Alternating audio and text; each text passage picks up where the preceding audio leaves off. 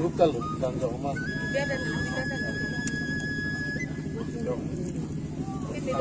Sekolah entonces sekolah. Sekolah mate cenglang ada tak?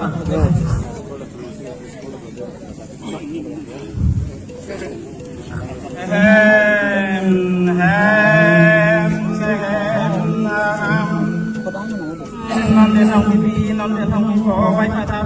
bay ta đi như là cái chân đi hai school là đi là đong cái khá thăm đi đồng sông là đong đi là đong cái khát kia sông là đong cái sông là đong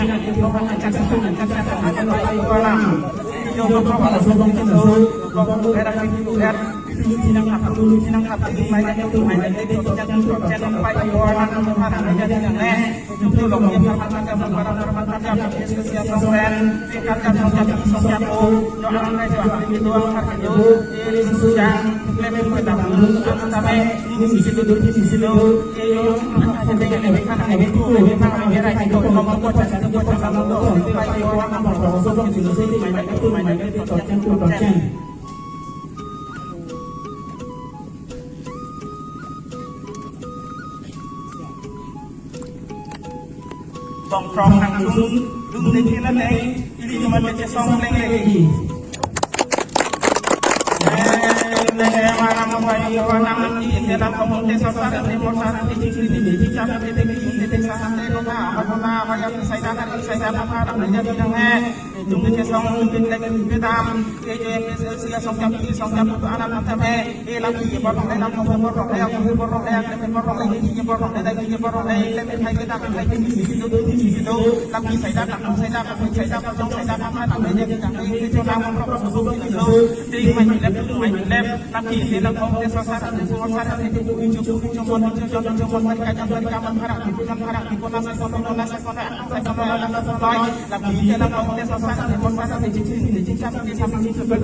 cái yang nong kita anak kita uro long nói ngomong teman long nói cho nó long nói abi saya dah pasal nak jadi nak lepas kau solusi nak solusi macam tu top đây